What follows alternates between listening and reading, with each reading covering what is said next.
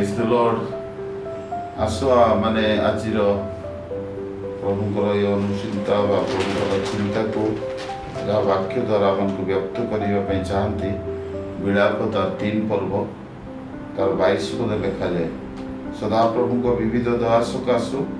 आम विनष्ट हो नाओ कारण ताहांको करुणा शेष हुए। प्रथम विषय हूँ विविध दया से आम सहित अच्छा एवं तांकर विविध दया आमको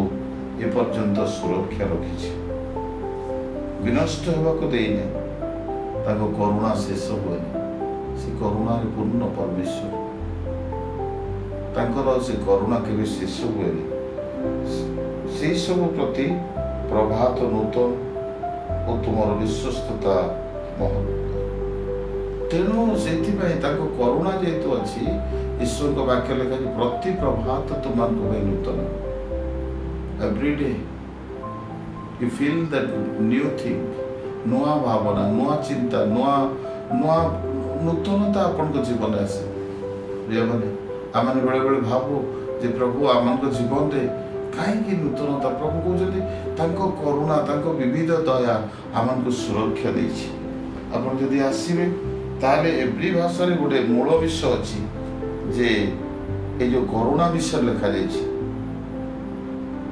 गर्भवती माँ जपरी तार संतान को गर्भरे धारण करे से गर्भरे थिला बेले से शिशु जपरी सुरक्षित थाए तार चारिआडे गोटे कवरेज थाए ठीक से प्रकार दया ईश्वर को करुणा से प्रकार आमन को प्रति से करुणा आमन को आवरी दया आमन को आवरी जद्वारा शत्रु आमन को कौन क्षति करे जदि समस्या आसी दुख आसी परिस्थिति आसी तथापि कवरेज आमको पछे तेणु प्रभु कहते प्रति प्रभात तुम नूतन आओ कौन हम तुम विश्वस्तता सकल मोर प्राण कहे सदा प्रभु मोर बांट स्वरूप एथिपाई मुझे भरोसा करे प्रभु आमंकर बांट हे प्रभु आमंकर भाग हे अनेक समय मनीष भावना करे जे प्रभु मो पाखे कौन संपत्ति नहीं घर नहीं किसी नहीं किंतु प्रभु कहते मु तुम बांट से दिन लेवीय मान को सी कथा कहले समस्त इस्राएल लोक मान को बांट देला परे भाग देला परे आ ये लेवीय मान को कहले मु तुम बांट तेणु प्रभु कहते आम मनोहर स्तर में तुम कौन कर दौड़ी लंबे अच्छु कारण आम्भे तुम बांट स्वरूप परमेश्वर प्रति प्रभात आपण नूतन आज प्रभात आज सकाल आपण नूतन हे प्रिय मान ये आपणकर ईश्वर को करुणा ईश्वर को दया ईश्वर को अनुग्रह आपण सहित अच्छे स्वर्गीय प्रभु आपण निकट में आपण को परिप्रकाश कर पुत्र द्वारा जो पुत्र जगत को आसिले आमन को से प्रकार एक स्वर्गीय अनुग्रह देवे आर विश्वस्ततार से आपण अनुग्रह प्राप्त हेबे एवं प्रभु तांकर बांट स्वरूप हेबे जो मैंने सदा प्रभु अपेक्षा करती और जो प्राण तांकर अन्वेषण करे तांको प्रति से मंगल हम यदि प्रभु को पाद तले अच्छु प्रभु को अपेक्षा करूँ प्रार्थना अपेक्षा करूँ वाक्य अपेक्षा करूँ प्रभुंकर उपस्थिति अपेक्षा करूँ सबू मंगलता आम प्रभु कहते प्रति सदा प्रभुंकर मंगलता अच्छी सदा प्रभु परित्राण प्रत्याशा करी सुस्थिर भाव अपेक्षा करथिबा मनुष्यर मंगल करेंगे जो मैंने स्थिर भाव में प्रभु को पाद तले अच्छा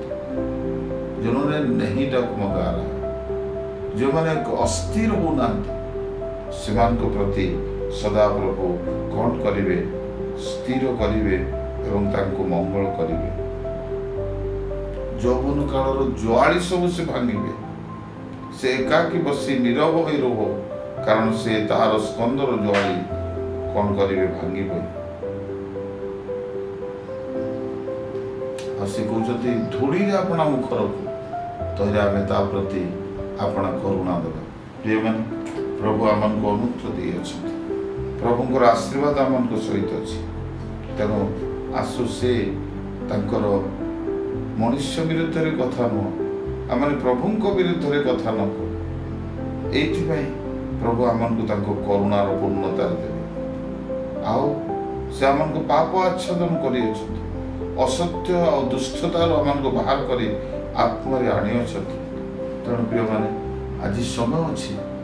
ଆସୁ ଆମମାନେ ତାଙ୍କ କରୁଣା ବିବିଧ ଦୟା ସକାଶେ ବିନଷ୍ଟ ହୋଇବ। ତାଙ୍କ କରୁଣା ଅନନ୍ତ କାଳ ସ୍ଥାୟୀ କରୁଣା।